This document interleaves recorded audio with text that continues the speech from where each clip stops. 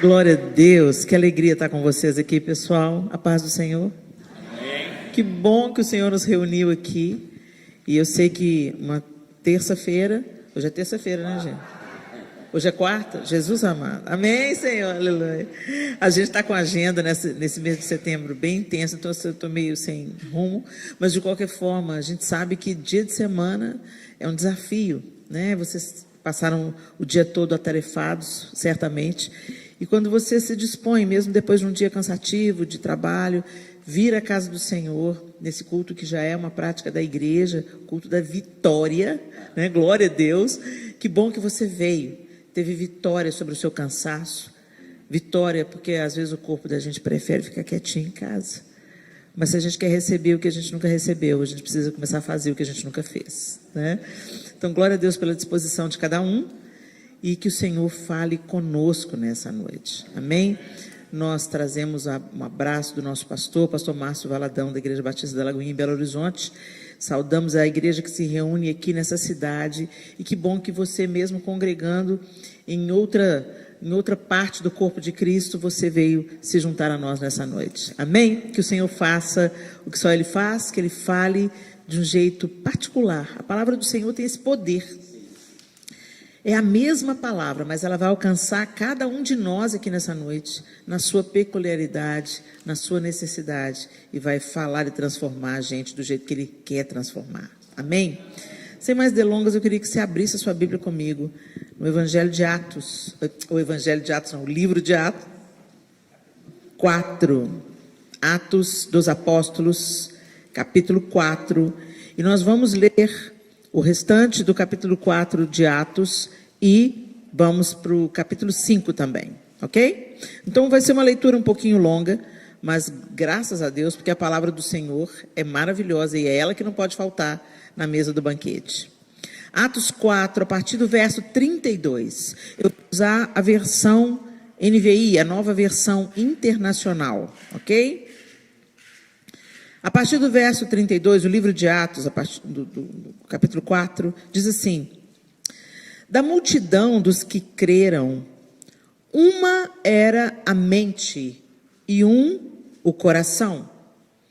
Ninguém considerava unicamente sua coisa alguma que possuísse, mas compartilhavam tudo o que tinham.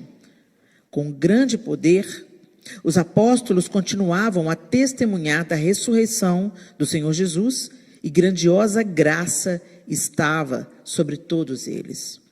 Pois os que possuíam terras ou casas, as vendiam, traziam o dinheiro da venda e colocavam aos pés dos apóstolos, que o distribuíam segundo a necessidade de cada um.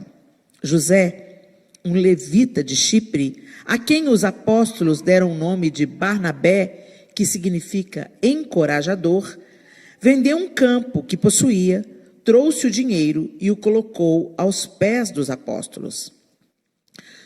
Um homem chamado Ananias, com Safira, sua mulher, também vendeu uma propriedade. Ele reteve parte do dinheiro para si, e sabendo disso, também sua mulher.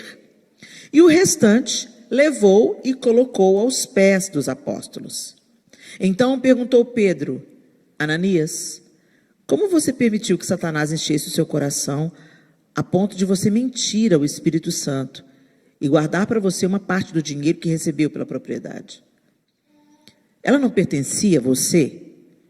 E depois de vendida, o dinheiro não estava em seu poder? O que o levou a pensar em fazer tal coisa? Você não mentiu aos homens, mas sim a Deus. Ouvindo isso, Ananias caiu morto. Grande temor apoderou-se de todos os que ouviram o que tinha acontecido. Então os moços vieram, envolveram seu corpo, levaram-no para fora e o sepultaram. Cerca de 3 horas mais tarde, entrou sua mulher, sem saber o que havia acontecido. Pedro lhe perguntou: diga-me, foi esse o preço que vocês conseguiram pela propriedade? Respondeu ela: sim, foi esse mesmo. Pedro lhe disse: por que vocês entraram em acordo para tentar o Espírito do Senhor? Veja, estão à porta os pés dos que sepultaram o seu marido, e eles a levarão também. naquele mesmo instante, ela caiu morta aos pés dele. Então, os moços entraram e, encontrando-a morta, levaram-na e a sepultaram ao lado de seu marido. E grande temor apoderou-se de toda a igreja e de todos os que ouviram falar desses acontecimentos. Senhor, nós te bendizemos porque a tua palavra é a verdade. E nós te pedimos que o teu Espírito Santo, nessa noite, ilumine a nossa mente, que o nosso coração esteja aberto e receptivo, para que a tua palavra possa nos transformar. E a nossa mente transformada gere novas atitudes, e novas atitudes tragam glória ao teu nome e expansão ao teu reino. Em nome de Jesus. Amém. Quando a gente escuta essa história de Ananias e Safira, e a gente vê essa característica da igreja em Atos, a igreja primitiva estava acabando de nascer, e no capítulo 4 a gente vê a descrição deles sendo revestidos de poder do Espírito Santo. Eles estavam sendo revestidos de poder do alto para testemunharem Jesus. Mas recebereis poder ao descer sobre vós, o capítulo 1 diz, o Espírito Santo, e sereis minhas testemunhas, tanto em Jerusalém como em toda a Judéia e Samaria e até os confins da terra.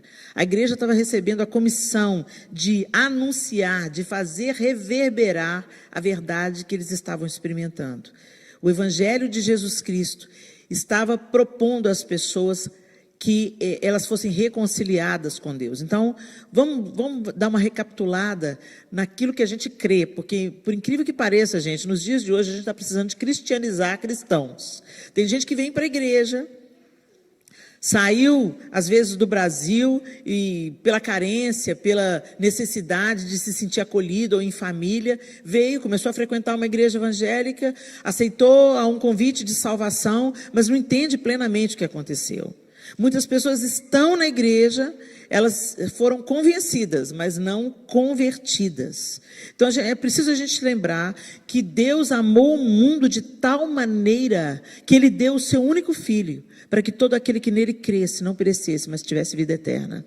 O homem pecou e se distanciou de Deus, e a reverberação da queda nós percebemos até hoje. Se as pessoas vivessem de acordo com o manual de instrução do fabricante, que é a Bíblia, nós não estaríamos vivendo o caos que nós estamos vivendo enquanto raça humana. A gente tem acesso a todo tipo de barbárie, todo tipo de escândalo, todo tipo de perversão, maldade, toda a distorção do coração humano. Mas originalmente nós fomos feitos à imagem e semelhança de Deus para manifestar a sua glória. Entretanto, a gente tem vivido uma vida miserável, a gente tem presenciado o que está acontecendo no mundo, e nada tem a ver isso com o Criador, tem a ver com o distanciamento que o homem criou do seu Criador. Entretanto, Deus providenciou a ponte. Nós estávamos separados de Deus pelo pecado, separados de Deus pela impiedade, pela injustiça, pela desobediência, porque nós inauguramos o caminho da autossuficiência e da independência. Embora essa palavra seja muito gostosa de se ouvir, né? Independência. A gente gosta dessa palavra, a gente quer ninguém me prendendo, eu não me submeto a ninguém, eu não presto contas a ninguém. Mas, gente, isso não é uma verdade. O amor presta contas. O amor é interdependente. Se eu amo meu marido, eu não vivo a vida louca fazendo o que eu quero da vida. Se eu amo os meus filhos, eu não faço o que, vou sair por aí, vou pegar uma mochila, vou sair no mundo e que os meus filhos se danem. Não, gente. O amor presta contas. O amor é interdependente. A relação de amor não é independente. Porque eu amo, eu dependo. E porque eu amo, eu quero depender. Não tem nada de errado nisso. Mas a gente acreditou no projeto da serpente. E ela continua financiando o seu projeto de poder e de independência e autossuficiência. A serpente chega para a mulher e diz no jardim: como é que é? Você vai morrer? Mas é claro que você não vai morrer. Você vai ser conhecedora do bem e do mal. Você vai ser como Deus. E a gente está tentando ser como Deus até hoje. né? Quando Satanás vem tentar Jesus, ele vem com essa mesma história. Ele usa até a Bíblia para tentar Jesus. Ele usa as escrituras sagradas. E ele diz, está vendo esse mundo? Eu vou te dar todos os reinos desse mundo, se você prostrado me adorar. Então, esse projeto de independência, de autossuficiência, ele continua latente hoje. Mas o convite de Cristo é: volta para o seu Criador. Volta para debaixo do guarda-chuva e da proteção do seu Deus, que te ama genuinamente e que não vai te abusar como Satanás vai te abusar. Satanás propõe independência e esse caminho é um caminho de morte. Há caminhos que ao homem parece ser bom, mas no final são caminhos de morte. E Jesus vem, nos reconecta com Deus Pai e nos convida a um outro caminho, a uma outra maneira de viver, uma outra mentalidade, livres dos nossos, da escravidão dos nossos desejos, livres da escravidão do nosso pecado, livres da nossa autossuficiência e da nossa independência. Parece um paradoxo, né? Livre da independência? Livre da independência, porque essa independência só está deixando a gente na bagaça, gente, vamos falar a verdade. E aí, Jesus faz essa proposta, ele entende, os discípulos entendem, nós não podemos salvar a nós mesmos. Diz para a pessoa que está do seu lado aí, você não pode salvar você mesmo. Então Jesus vem, paga o preço que era nosso, quita a nossa dívida e nos propõe, volta a viver. Volta a viver como dependente de Deus. Volta a viver não apenas como criatura, mas como filho de Deus. Entra nessa nova maneira de pensar, nesse novo estilo de vida. Deixa o DNA de Deus ser formado em você. Volte ao estado original, imagem e semelhança de Deus. Porque a imagem de Deus em nós foi corrompida pelo pecado. Mas uma vez reconciliados com Ele em Cristo Jesus, a imagem de Jesus vai sendo novamente formada em nós, pelo poder do Espírito Santo, com o qual nós fomos selados. Eu precisava de trazer isso à lembrança de vocês. Então está aí, essa igreja nascente, essa igreja primitiva, começando a dar esses primeiros passos e vivendo de uma outra forma, crendo que Deus tinha uma vida eterna, que o nosso corpo vai ser ressuscitado. A gente fala pouco isso nas nossas mensagens. O nosso corpo não vai ficar na sepultura. A gente não prega isso. Mas a esperança do cristianismo é esse.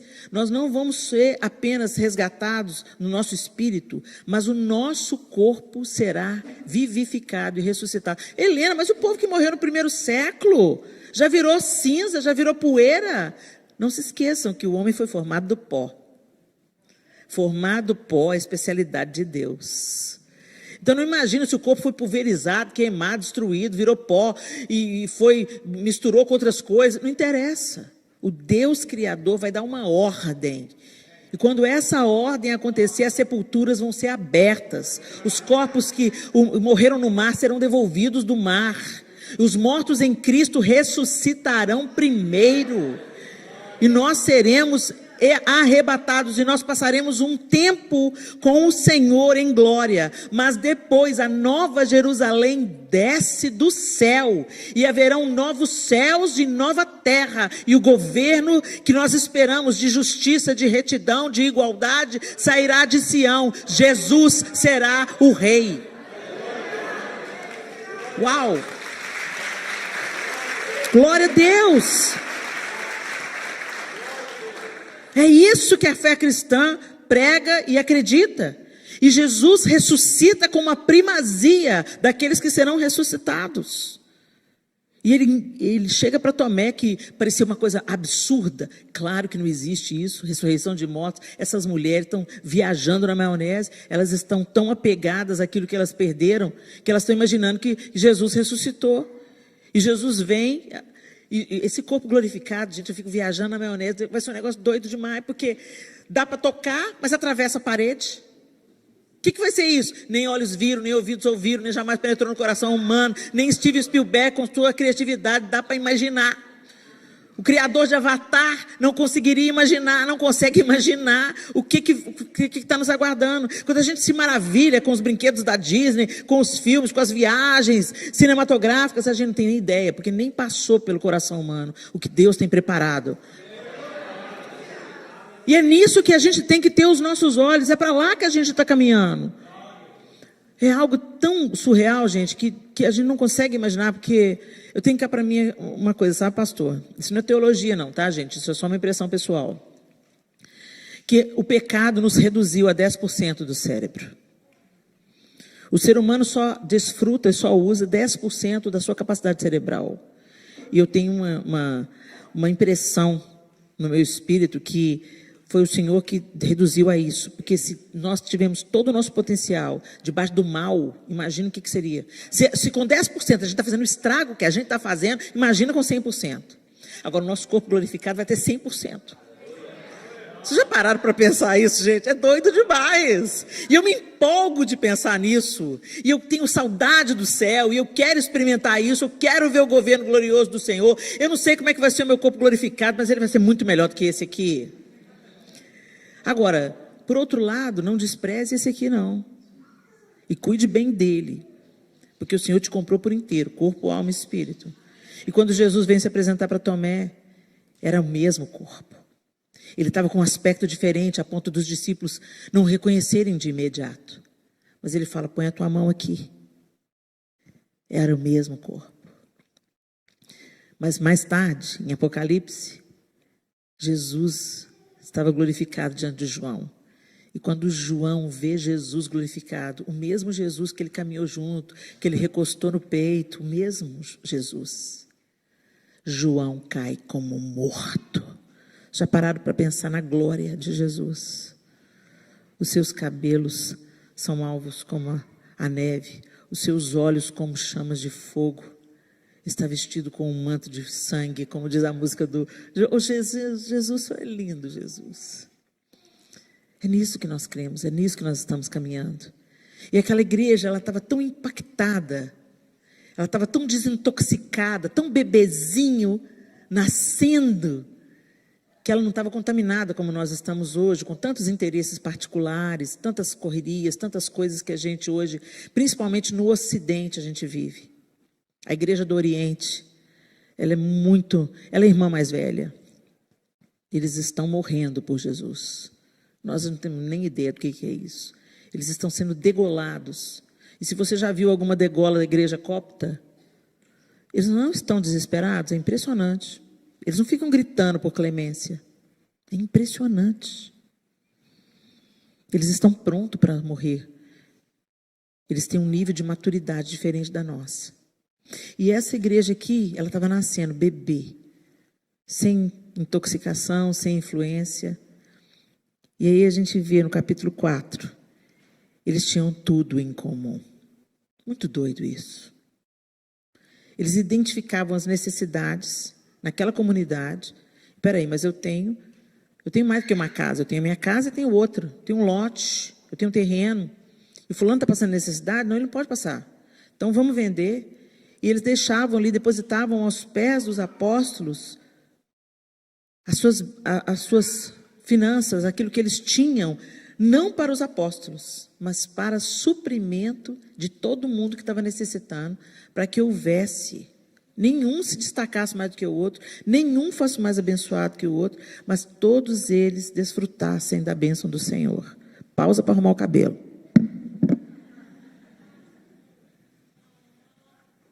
Olha o que o fake faz. Seja verdadeiro, gente. O falo. Ai, Deus. Vamos lá. Essa igreja... Meu cabelo está tomando vida própria. Eles tinham tudo em comum e eles entenderam a mensagem principal do Evangelho. O que é a mensagem principal do Evangelho? Não viva só para você. Você está recebendo graça, perdão, restauração. Você está sendo reconciliado com Deus. Amém? Agora vá e dê fruto. Agora vá e derrame a vida que você está recebendo. Ele fala para a mulher na beira do poço em Samaria: quem beber da água que eu lhe der, dessa água tornará a ter sede. Mas quem beber da água que eu lhe der, nunca mais terá sede, e eu serei nele uma fonte a jorrar para a vida eterna.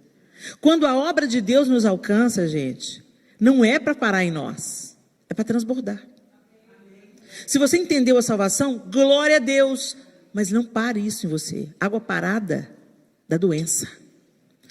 Uma fonte a jorrar, foi o que Jesus disse, uma fonte a jorrar. Nós somos chamados para sermos sal e luz. E eu quero te perguntar hoje, meu irmão, minha irmã, que veio aqui: você é sal e luz? O sal muda o sabor. Eu nunca vi ninguém falando, comendo um prato, que sal maravilhoso. Ninguém fala isso. Ninguém lembra que é o sal que está realçando o sabor daquele alimento.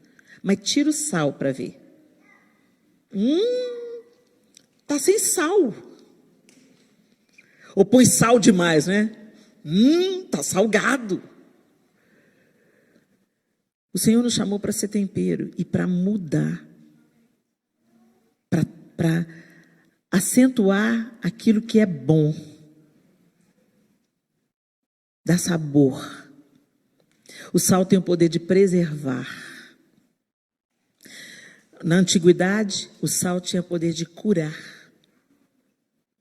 Ele funcionava como um antisséptico natural. E luz.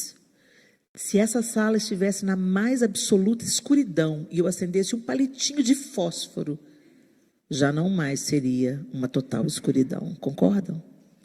E é isso.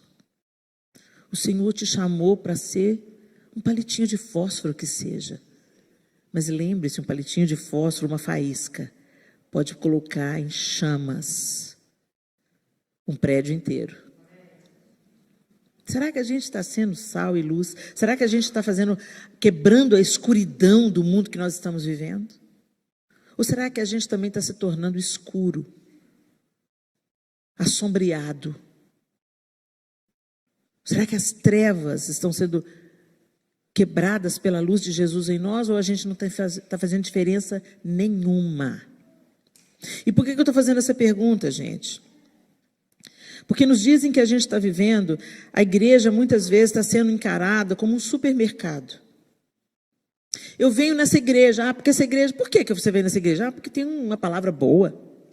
O que mais você vem nessa igreja? Eu vim porque o louvor é ótimo. Nossa, as meninas são tão afinadas, a qualidade do som, agradável aos ouvidos. Que mais? Eles fazem um bazar anual, é muito divertido. E tem a festa, e sempre tem um visitante. Que bom, que bacana. Na verdade, quando você vai ver no seu interesse, por que você frequenta uma igreja, você está pensando só sobre o seu bem-estar. Como você se sente. O que você recebe. Mas isso é só parte. Porque você precisa de ser parte da igreja.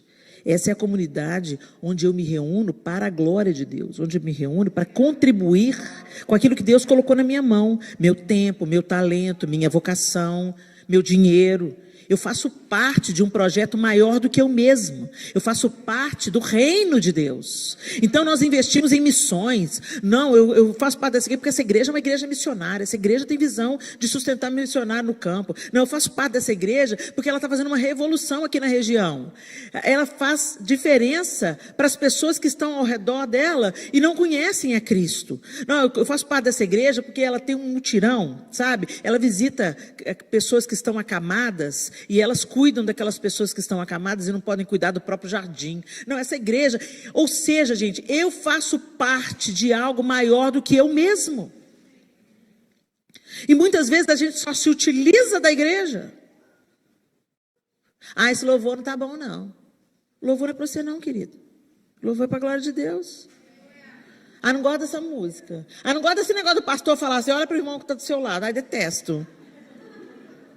Não, vou em outra igreja. Não, essa igreja aqui, não, tem parede branca? Não, eu quero a igreja da parede preta. Gente, e quando a gente pensa na sutileza, sabe? Não vou frequentar a igreja não. Sabe por quê? Não, igreja não, tem muita gente hipócrita. vou assistir de casa. Você é tão espiritual, tão espiritual, tão espiritual, que você não cabe em igreja nenhuma. Cuidado, querido, você está sendo muito enganado. Todos nós somos imperfeitos e nenhum de nós é tão bom sozinho quanto nós somos juntos. Nós precisamos uns dos outros. Jesus não chamou um para seguir, chamou 12. E Pedro, que negou, estava junto, e Judas, que traiu, estava junto. Então, na igreja do Senhor vai ter de tudo, é igual a Arca de Noé. Que tem pombinho e tem jararaca. Tem de tudo. Agora, quem separa joio de trigo é o Senhor. E pode crer, Ele é melhor do que Noé. Ele sabe manter a bombinha sem ser engolida pelo leão. Está tudo certo. Agora, naquele grande dia, Ele vai fazer separação entre o joio e o trigo. Quando a gente vê Barnabé, o homem chamado de encorajador, também chamado de José das Consolações. Barnabé é um homem bom, um homem piedoso. Essa palavra tem me chamado muita atenção. Piedoso. Eu amo quando eu escuto falar das mulheres da Reforma, que é muito comum elas serem elogiadas dessa forma. Ela era uma mulher piedosa. A gente está muito preocupado, né, mulheres, em ser uma mulher formosa. Mas o melhor elogio é ouvir você, uma mulher piedosa. Uma mulher cheia de graça, de misericórdia. Essa é a vontade de Deus. E aí Barnabé, vendo a necessidade da igreja, vai lá e doa generosamente aquilo que ele tinha para doar. Ninguém pediu. Ninguém o constrangeu a isso. Ele fez isso por quê então, Helena? Porque o fruto do Espírito é natural, vem de dentro. Nós não fomos chamados, nós não somos salvos pelas boas obras, mas nós somos salvos para as boas obras. Foi por isso que Deus nos tirou da escuridão, das trevas para a luz, para que nós manifestássemos as obras da luz.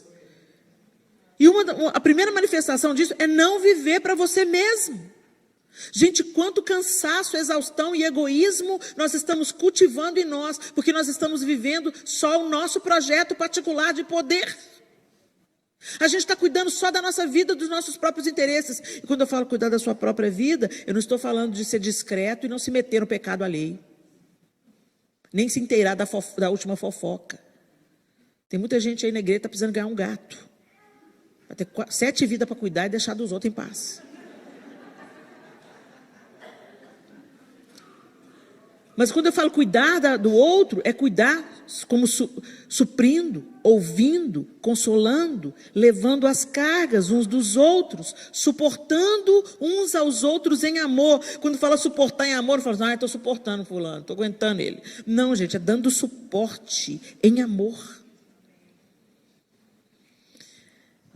E aí o que está acontecendo nesse contexto aqui?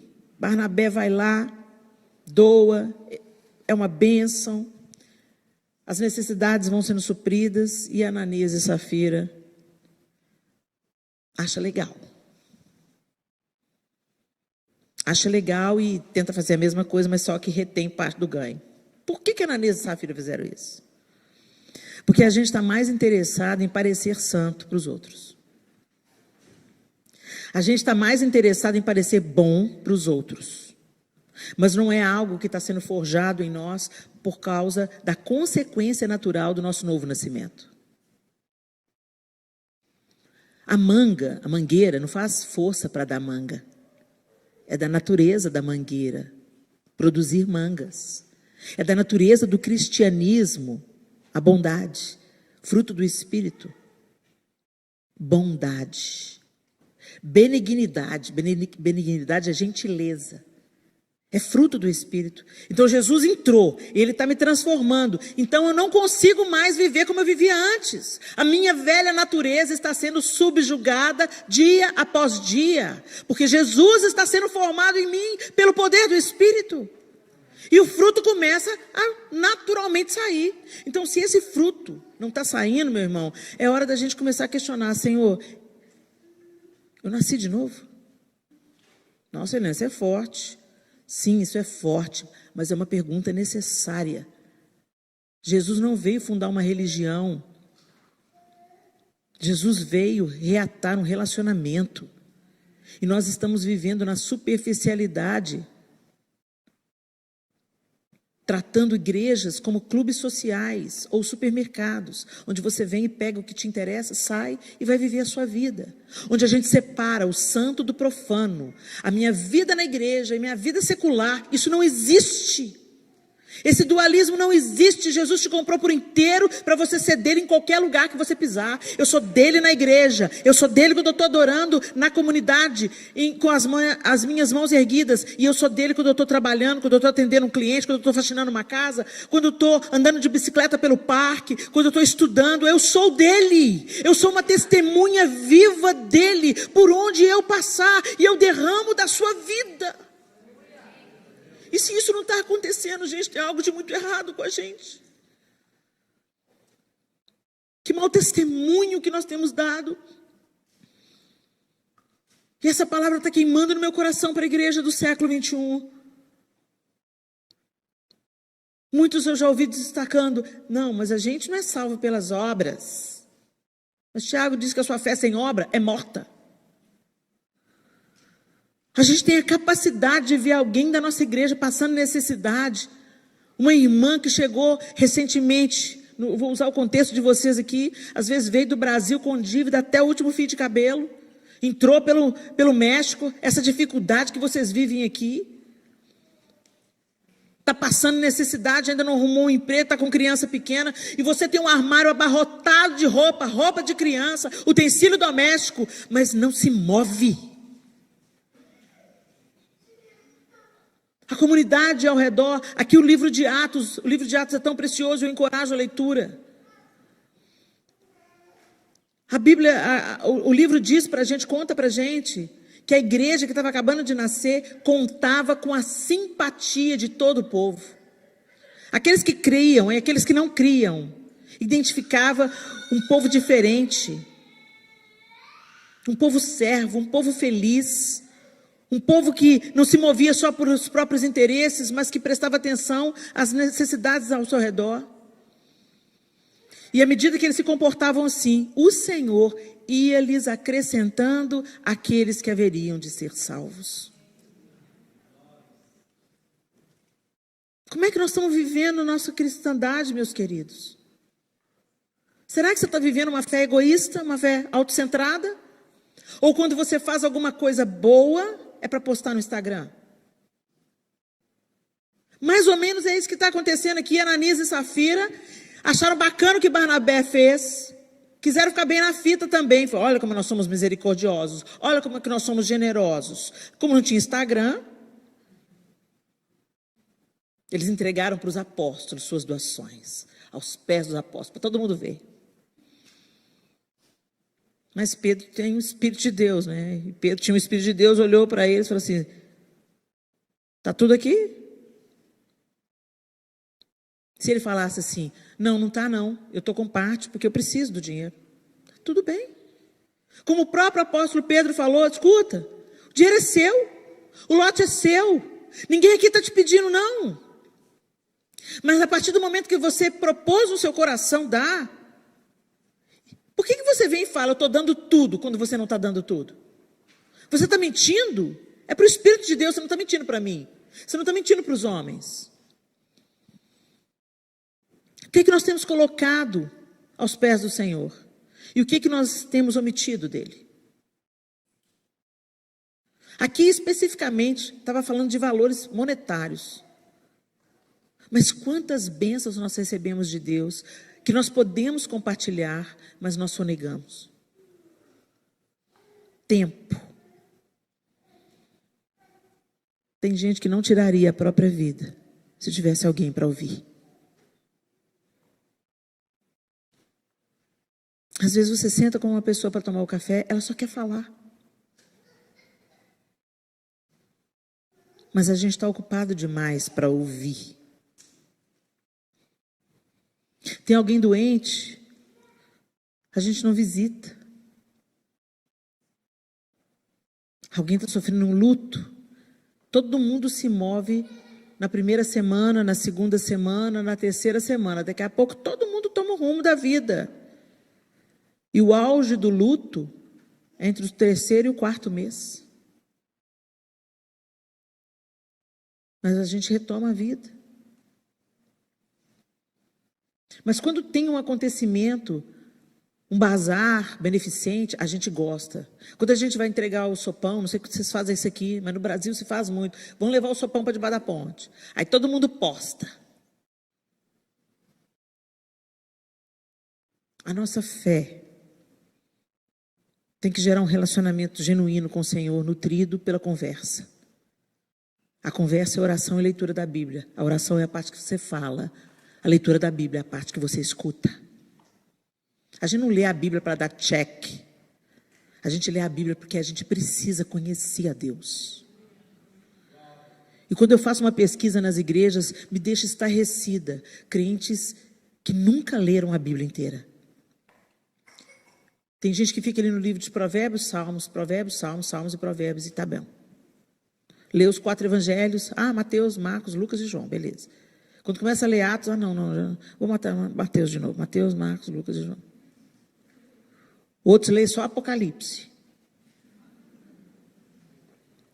Toda a Escritura é a palavra de Deus.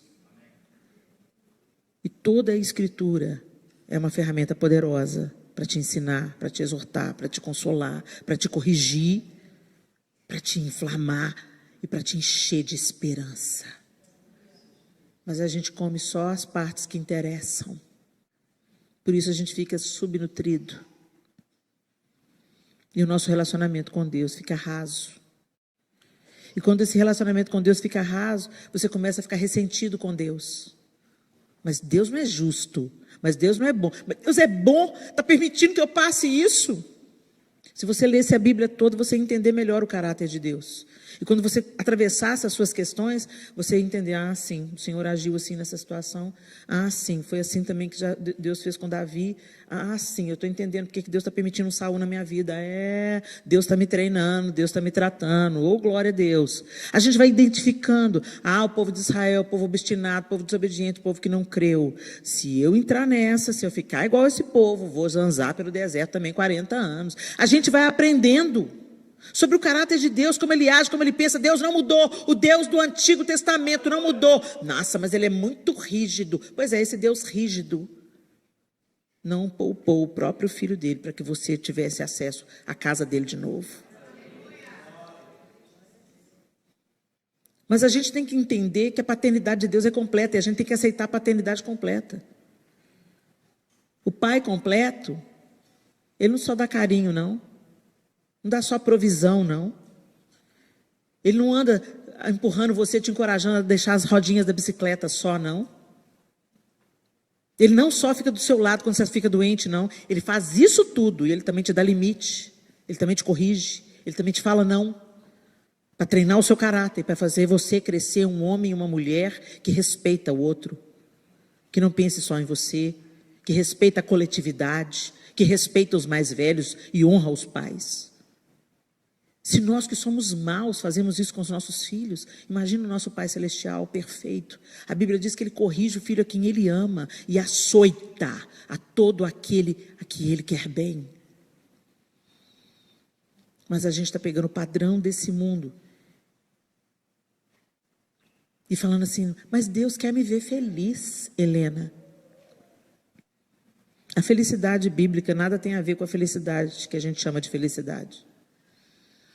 Bem-aventurado significa aquele que atinge os seus fins, cumpre os seus propósitos e floresce. Florescer vem só como resultado. Feliz quem teme ao Senhor e anda nos seus caminhos. Do trabalho de suas mãos comerás, feliz serás e tudo te irá bem. Consequência, quem teme ao Senhor e anda nos seus caminhos. Essa ideia de que o Senhor quer me ver feliz, essa parte eu não encontrei na Bíblia, não. O Senhor quer te ver santo. A felicidade vem como uma consequência, o florescimento vem como uma consequência. Se alguém quer viver dias felizes, refreie a sua língua do mal. Olha a palavra aí.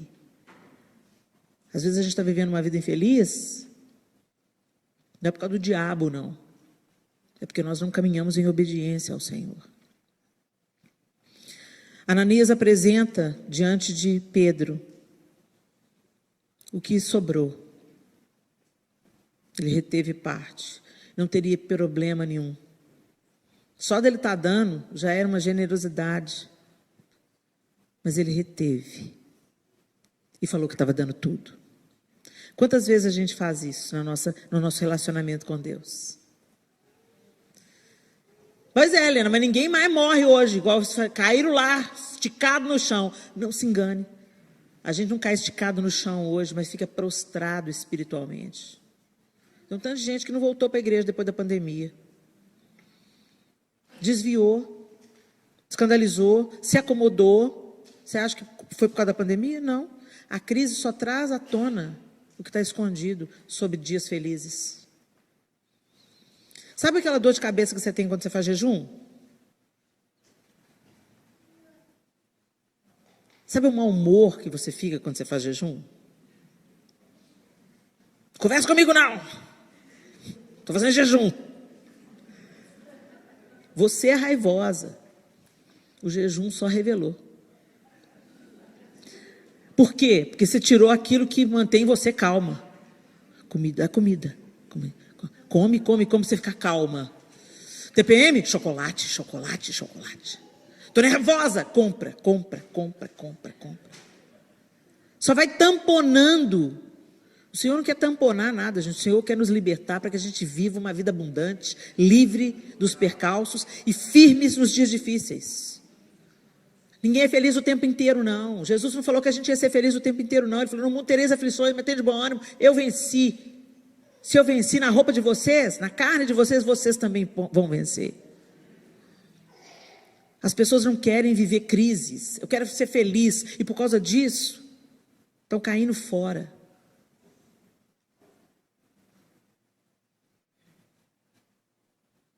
Inverno chega.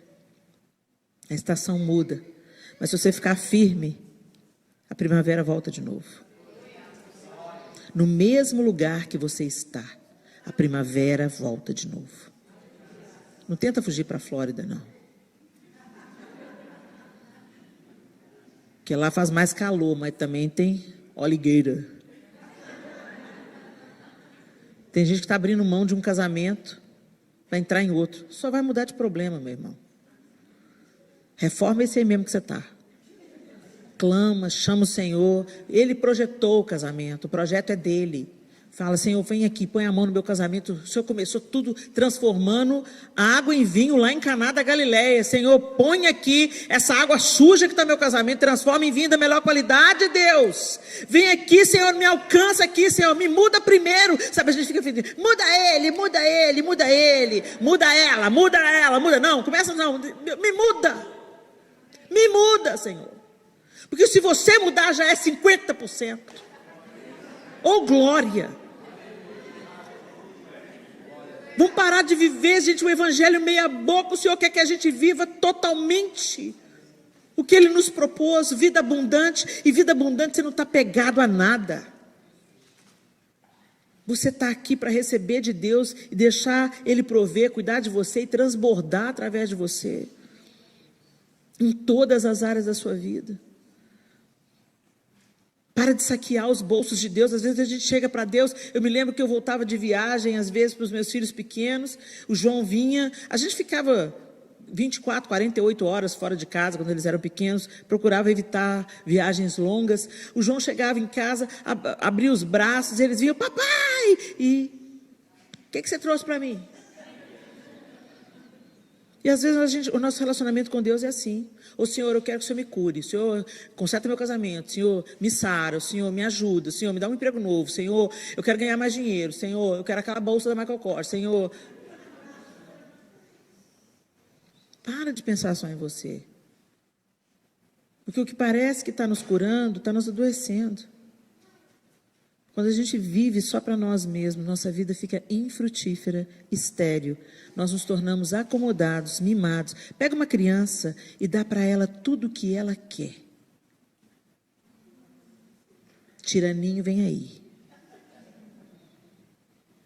Você conhece o tiraninho? É gracinha, menino. Dá chute na canela do pai, bate na cara da mãe. Eu não quero! Cala a boca! Tiraninho. Deus não vai criar tiraninhos. Deus fala não, Deus fala espera, Deus fala isso não é para você. Mas você só vai entender isso quando você está mergulhado no amor dele. E dizer, quando Deus me ama, ele me fala não também. Ele não só faz o que eu quero.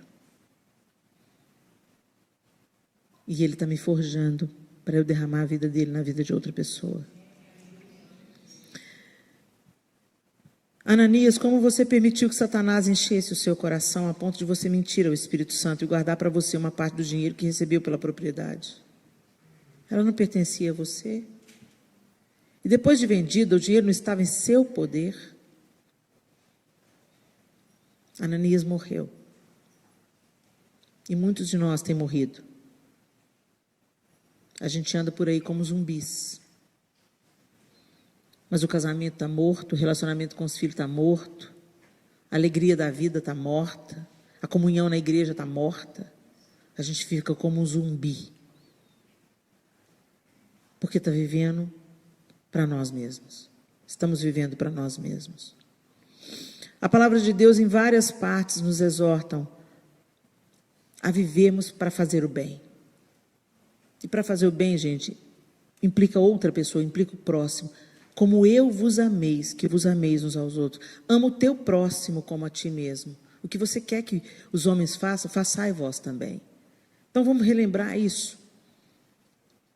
A palavra de Deus diz em Provérbios, não precisa de abrir, só fica junto comigo. Provérbios 3, 27 e 28. Quanto for possível, não deixe de fazer o bem a quem dele precisa. Não diga ao seu próximo, volte amanhã e eu darei algo a você. Se pode ajudá-lo hoje. Mateus 5,16. Assim brilhe a luz de vocês diante dos homens, para que vejam as suas boas obras e glorifiquem ao Pai de vocês que está nos céus. Aí você pode pensar, está vendo, Helena? O pessoal tem que ver a minha boa obra para glorificar a Deus que está nos céus. Coração de Ananias aí. Mas aí, logo em Mateus 6,1 diz assim, tenham cuidado de não praticar suas obras de justiça diante dos outros para serem vistos por eles. Se fizerem isso, vocês não terão nenhuma recompensa do Pai Celestial. Quantas coisas a gente tem praticado para ficar bem na fita, para parecer superior ao outro, para parecer piedoso diante dos olhos das pessoas. Era isso que estava enchendo o coração de Ananias e Safira. Eles queriam parecer bondosos aos olhos dos outros, estavam mentindo para o próprio Deus. Mas por outro lado, tem muita gente falando assim, mas então não é para fazer nada, não preciso fazer nada, eu fui salvo. E aí em Efésios 2,10 diz assim, porque somos criação de Deus, realizada em Cristo Jesus, para fazermos boas obras, as quais Deus preparou antes para nós as praticarmos. Gálatas 6, 9 a 10 diz assim, e não nos cansemos de fazer o bem, pois no tempo próprio colheremos, se não desanimarmos.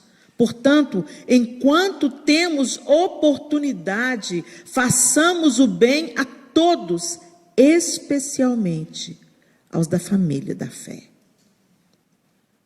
Como que nós somos conhecidos aqui nessa cidade? Eu sei que aqui nós temos reunidas algumas igrejas representadas. Mas como a igreja que você representa está sendo vista pela comunidade local? Será que nós estamos nos fechado no nosso gueto gospel? A igreja não é abrigo nuclear, não, gente, onde a gente se protege enquanto o mundo queima lá fora. Aqui a gente vem, se abastece, aprende, se alimenta, se encoraja. Somos tratados uns pelo caráter dos outros, como o ferro ao ferro se afia, assim ao homem ao seu companheiro. Por isso que a igreja é a instituição divina, porque é aqui dentro que nós somos aperfeiçoados, no amor, na compaixão, no perdão, no andar a segunda milha, no dar a túnica e também a capa, no perseverar nos dias difíceis, nos consolando uns aos outros. A igreja é esse exercício diário de vivermos com um que é completamente diferente da gente, entendendo que nós não somos completos em nós mesmos. E a imperfeição do outro também trabalha o seu caráter. Como a sua imperfeição também trabalha o caráter do outro. Mas não é só para isso. Nós viemos na igreja, nós somos tratados, curados, transformados. Nosso caráter é provado, nosso casamento vai sendo restaurado, nossos relacionamentos, quando o nosso relacionamento vertical é curado, o horizontal também é curado. Mas não para aqui. Nós estamos na terra para fazer diferença, e essa diferença se faz através do amor prático. O amor é o que o amor faz. Tem gente que passa diante de uma cracolândia e fala assim: oh Deus, tem misericórdia desses cracudos, Senhor. Manda salvação para esse lugar, Deus. O reforço é você. Por que a gente sempre terceiriza a obra de Deus para Ele mesmo? Recebereis poder ao descer sobre vós o Espírito Santo e sereis minha testemunha. Vai lá tocar quem Jesus tocaria. Vai visitar quem Jesus visitaria. Entra na casa de quem Jesus entraria. Aí a gente tem um padrão ótimo, porque Jesus entrou na casa do corrupto, na casa da prostituta, na casa do cobrador de imposto. Ele entrou na casa de todo mundo. Todo mundo que precisava. E às vezes a gente se fecha em nós mesmos como igreja e deixamos de ser sal e de ser luz. Ah, mas é o pastor. Não, o pastor não. O pastor não. Por que a gente transfere tudo para o pastor? Por isso que tem uns aí tirando a própria vida até. Você vê uma pessoa entrando por aquela porta, vê que ela entrou, nunca esteve na igreja, está com o semblante caído, observa, você enxerga isso, e você fica observando, quem é que vai chegar perto? Que Deus introdutores, que Deus diácono, que luta, a pessoa entrou na igreja, ninguém veio receber. Oh, meu Deus. Aí o pastor vem, dá uma palavra, aí a pessoa faz apelo para a salvação, a pessoa fica titubeante, vai, não vai, você está vendo, gente, misericórdia, ninguém vem pôr a mão no ombro da pessoa, aí vai precisar só de um abraço, que luta, que igreja seca. Se você está percebendo um problema, Deus está te convocando para se tornar a solução, para de terceirizar a obra de Deus que Ele quer fazer através de você. Nossa igreja não tem um trabalho missionário, a gente tem que ter um... Começa você, minha linda, pastor. Vamos. Aqui, ó, tem uma pessoa lá no Níger, a Jéssica Adelinos, ela cuida de crianças em situação de fome. Vamos levantar uma oferta missionária todo mês para mandar para ela? Faça alguma coisa. Mas quando fala assim, olha, vamos fazer um congresso, quero cantar. Eu quero pregar. Você retém parte do seu ganho para mostrar só aquilo que dá ibope. Você retém parte da riqueza que Deus tem te dado para fazer só o que os homens gostam de ver.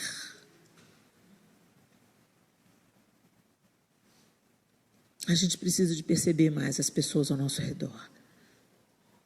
Eu me lembro um dia que o João Lúcio chegou em casa devastado, muito triste. E eu quis saber dele o que estava acontecendo. Ele falou assim: Helena, uma colega de trabalho tirou a própria vida. Eu levei aquele susto. Disse, misericórdia, João. Eu estou chocado, Helena.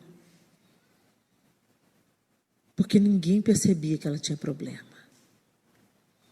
Ela era uma pessoa quieta, calada, mais uma dela, mas Ninguém imaginaria ela tirar a própria vida. Mas, gente, nós temos o Espírito Santo. E a grande dor do João foi: por que eu não percebi? Como que eu não notei? O diabo não quer te levar para o pecado, não. Ele quer te manter indiferente. Ele quer te manter dentro da igreja, alheio ao que Deus quer fazer através de você. Omisso, opaco, egoísta e autocentrado. Deus me abençoa, Deus me dá, Deus faz para mim, enquanto Deus já te deu tudo. Deus te deu saúde, Deus te deu vida. Você acordou hoje? Porque Deus ainda tem um propósito. Ele te dá fôlego de vida todo dia. Apesar de todos os perrengues que você pode estar passando, você está aqui hoje ouvindo o que Deus quer falar com você. Você deve ter tomado um banho, deve ter uma casa para voltar, deve ter feito algum lanche que fosse. E se nós não temos uma casa para voltar, ou se a gente não tem um lanche, a gente deveria ter a liberdade de chegar perto de um irmão e falar assim: não tenho nada que comer hoje, você pode me abençoar? Não deveria ser constrangedor, mas é. Por que é? Porque a gente não tem o cheiro de Jesus em nós, gente. Porque Jesus era o seguinte: ele chegava, o povo juntava nele. Todo mundo que tinha necessidade ia em Jesus. Ô Jesus, me ajuda, ô Jesus, me dá pão, ô Jesus, cura o meu, ô Jesus. E ele não dispensava ninguém de mão vazia. E ele não tinha nada. Pedro e João entenderam: eu não tenho prata e nem ouro, mas o que eu tenho eu te dou. Em nome de Cristo Jesus, levanta e anda. O poder de Deus não mudou, gente. Nós mudamos, nós nos corrompemos. Nós colocamos Mamon como nosso Deus. Nós temos tempo para tudo, menos para buscar mais a presença de Deus. O Senhor tem compaixão de nós. Eu não vim trazer para vocês peso, mas eu vim trazer despertamento. Sabe por quê? Porque o lugar onde a gente encontra a tal plenitude que a gente persegue tanto, não é na bolsa, não é na roupa, não é no carro que a gente dirige, é no serviço. É no ser a resposta para alguém que está fazendo a pergunta. Ser o abraço para o solitário. Ser o pão para o faminto. Levar solução para o necessitado. Nós existimos para isso. Nós estamos aqui na terra para isso. Para sermos a expressão do amor de Deus aos homens. E o amor não é entregar um folheto e dizer Jesus te ama. O amor é ser o amor de Cristo na vida de quem está precisando. Ceder o tempo, a visita, o abraço, perdoar, pedir perdão. Andar mais uma milha, dar mais uma chance. Buscar a reconciliação. Compartilhar o que temos recebido. Nós temos tanto, mas retemos tudo. Pensamos só nos nossos preferidos. Pensamos só nas nossas familiares. E, enquanto tem gente da família da fé passando a míngua. Aqui e no mundo. Aqui, com a graça de Deus, nós estamos num ambiente onde muitas oportunidades de trabalho, de ir lá conquistar. A vida de vocês não é fácil aqui, eu sei. Mas tem oportunidades. Tem lugares que as pessoas não têm o que comer. Não têm o que comer. Eu citei a Jéssica Adelinos aqui, da ONG Love Hills. Se você quiser, depois segue no Instagram. ONG Love Hills. A Jéssica foi para o Níger, um dos países mais miseráveis do mundo, onde todo dia ela corre o risco de ser morta, porque tem extremistas religiosos. O simples fato dela ser branca, ela pode morrer. E ela cuida de crianças que chegam em estado de extrema desnutrição. Os meninos de 2 anos de idade chegam com o tamanho de um bebê de 8 meses. Como eles precisam de ajuda, eles precisam de alimento, eles precisam de estrutura. Tanta gente que está derramando a vida, você não pode ir com seus pés, mas você pode ir com seu dinheiro, você pode ir enviando doações. Às vezes é no Níger, às vezes é do lado da sua casa. Do lado da minha casa, lá não falta pão não, mas às vezes falta ouvido, falta carinho, falta abraço, falta compaixão, falta esperança. Que a igreja do Senhor nessa cidade se levante como tocha acesa, nesses dias tão escuros. Que seja como uma árvore frondosa, onde os aleijados, os famintos, os desesperados venham se abrigar. E onde cada membro tenha consciência de que é corpo de Cristo. Se alguém entra pela porta, você viu, vai lá e ajuda. Se alguém está desempregado, você sabe, vai lá, deixa a sua cesta anônima lá na porta do desempregado. As pessoas não precisam saber. Uma hora ou outra, Deus vai deixar quem precisa saber, saber. Você não precisa de anunciar a sua trombeta. Deus toca a trombeta. Deixa que Deus fale, Deus mostre o que Ele quer mostrar. Mas o céu tem que assistir e o inferno também. Para de transferir responsabilidade para a liderança, ao diácono, ao pastor. Graças a Deus por esses homens que Deus levantou para pastorear o rebanho, para cuidar do rebanho de Deus. Nós temos uma responsabilidade que é nossa, no nosso dia a dia, no nosso trabalho, na nossa escola, na nossa família. Família é seu primeiro ministério.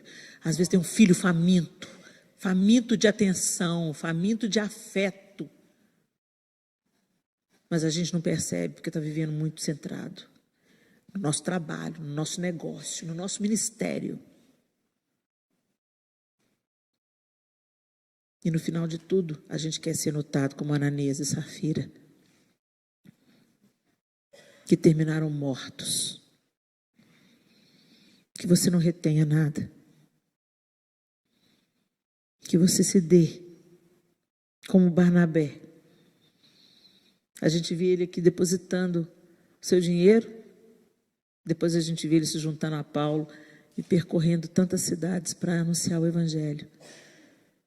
Dê a sua vida, dê o seu tempo, dê o seu amor. Faça com os outros o que você gostaria de receber. Que o Senhor abra os nossos olhos, os nossos ouvidos, nos liberte do egoísmo, da egolatria. Nessa cultura que nós vivemos, ocidental, nós caminhamos motivados pelas nossas conquistas pessoais. Que você seja motivado para viver uma vida que glorifique a Deus, sem reter nada, deixando tudo aos pés do Senhor, tudo aquilo que Ele tem te dado. E nada vai te faltar, porque o Senhor cuida de nós. Você dá tempo, sempre vai ter alguém para ter tempo para você. Você dá ouvido, no seu dia mal, alguém vai te ouvir. O que a gente planta, a gente colhe. Feche os seus olhos. E eu queria que você fizesse uma autoanálise e uma autorreflexão de como você está vivendo a sua vida cristã. Não só aqui na igreja, porque a gente servir na igreja é uma coisa quase que automática, né? A gente se sente inclinado a isso. É tão gostoso. E de uma certa forma, dá um certo status, né, gente? Você canta, você toca, você organiza, você lidera. Quem é você no seu trabalho? Quem é você na sua casa? Ser uma bênção na igreja é fácil.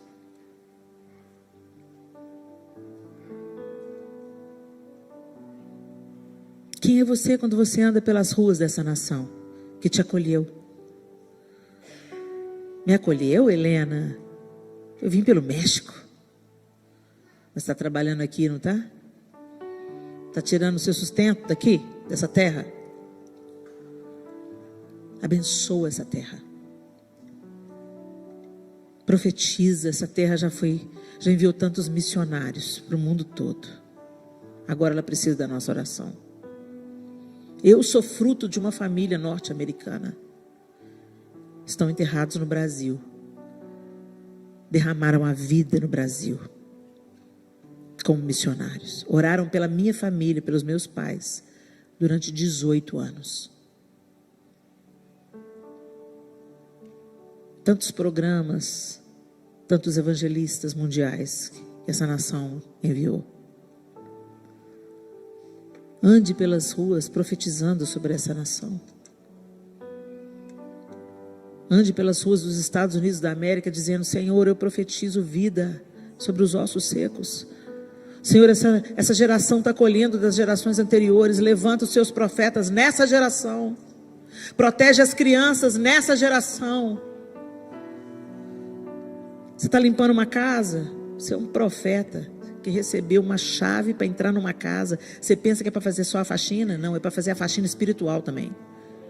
Começa a limpar a casa e começa a dizer: Senhor, salva essa família, salva esse adolescente. Entra nessa casa, sara esse casamento. Faz a sua obra aqui, Senhor. Seja um agente da luz. Seja sal. A nossa alegria genuína flui do cumprimento do nosso propósito. Por isso que tantos de nós estão entristecidos, endurecidos, insatisfeitos, críticos. O que a gente está vivendo, no fundo, é para a nossa própria glória. Mortos como Ananias e Safira. Dê espaço para o fruto do Espírito vir para fora. E você ser um Barnabé. Deus, nós te louvamos nessa noite bendita. Obrigada, Jesus, pela tua obra de redenção. Onde nós estaríamos se não fosse o Senhor? Jesus, nós não queremos te amar só com os nossos lábios. Nós queremos ter o nosso coração totalmente nas tuas mãos, inclinados pelo teu amor. Um amor prático, um amor que faz, um amor que não só nega parte. Um amor que se dá por inteiro. Nós não queremos fazer para trazer glória para o nosso próprio gesto, para o nosso próprio nome. Mas queremos fazer porque é impossível não reagir a esse amor. Queremos fazer como um fruto natural daquilo que o Senhor está fazendo em nós. Trabalhe em cada coração aqui. Convence-nos daquilo que nós precisamos ser convencidos. Arranca-nos, ó Deus, de um modelo egoísta e autocentrado, onde nós vivemos a vida pensando apenas nos nossos preferidos, nos nossos familiares ou em nós mesmos. Dilata o nosso coração, Senhor, para que a gente viva o teu propósito nessa terra.